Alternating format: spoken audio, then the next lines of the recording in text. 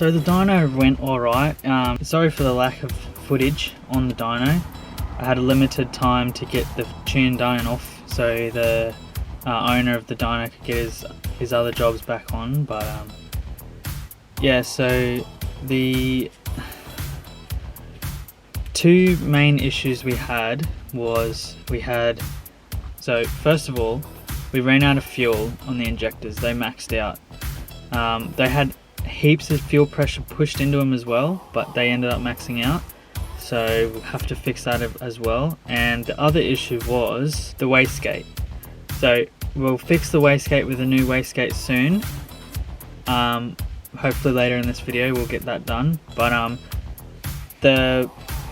it pretty much just held together enough to get the boost to sort of hold its line, but the boost line went so up to 14 psi, then it kind of went down to 10 and then up to 19.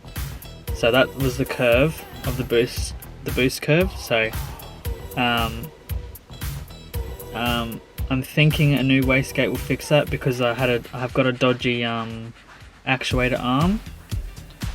But yeah, so hopefully it's not the actual port in the turbine housing that's like too small and it's creeping or whatever, so hopefully that'll fix it.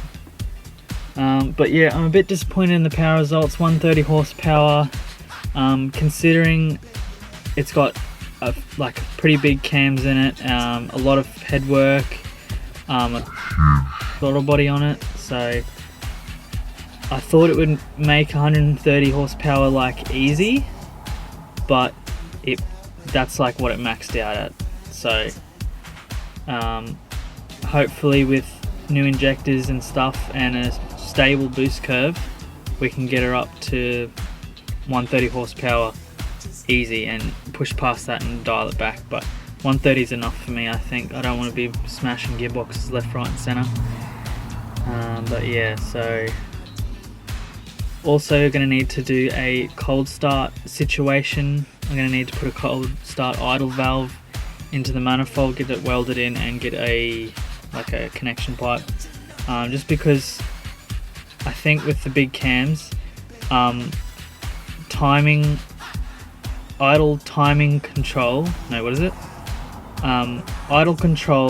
that uses timing advance is not enough to get this to start when it's cold and idle nicely. You need to have the throttle open a bit. Even though the throttle's open a tiny bit, just for the idle air, it's not enough. The advanced timing is not enough to keep it idling, so we're gonna have to do something about that. Okay, so since we didn't make enough power on the dyno, we've since got some 730cc injectors, some plugs and some adapters. Not sure if I need them, but and more importantly, we have a new TDO4 wastegate actuator, because I think mine wasn't working properly. I'll show you the boost graph now. So yeah, and then this one has actually grown a bit quite short, so I can change and modify the end of this if I need to, but keeping it as straight as possible. This is the old one. To be honest, I have no idea why I thought that this would work. But yeah, so we'll take this one off and then sort of install the new one. New actuator on. New rod, seems to be better. I've still got to make a bracket for this hole, but this one's tightened down and the whole linkage angles and everything seems right. Time to test it.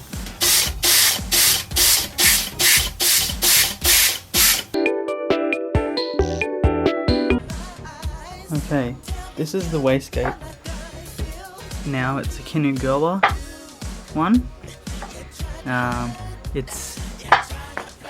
So it's got all the adjustable springs, which is a lot better, and I've had to make this actuator arm just so I can fit the wastegate behind the bumper and the bonnet, because the bonnet sits just there. show you. So it is very close.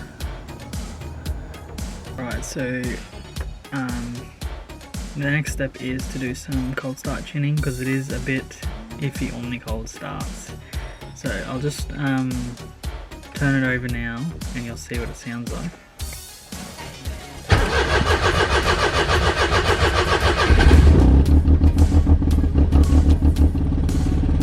So that wasn't too bad, but we can get it a bit quicker I think on the initial fire up.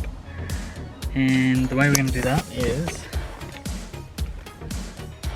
in the ECU we've got cranking fuel. So this is the fuel injected per percentage of the normal table when cranking per coolant temp. E85 tune as well. We are currently running about 81% ethanol. So we will be doing the E85 map. And you can see this is a pretty big jump here. So I'm going to add probably about 30 into that. There's no point adding like 10 at a time because it's just not enough to gauge a reference. And you also need to make sure the engine is fully cold between the attempts that you do to do a cold start, because yeah, give it like, I don't know, an hour in between attempts, just because you're not going to get a true cold start reading or value or whatever if you're doing them back to back, because there'll be fuel vapor already in the motor and it'll fire straight away pretty much. So you got to do a new one every hour. Another thing too is, unless you're doing the every coolant temp value in the table, then obviously you don't start every, you know. Okay. So we'll see how this goes.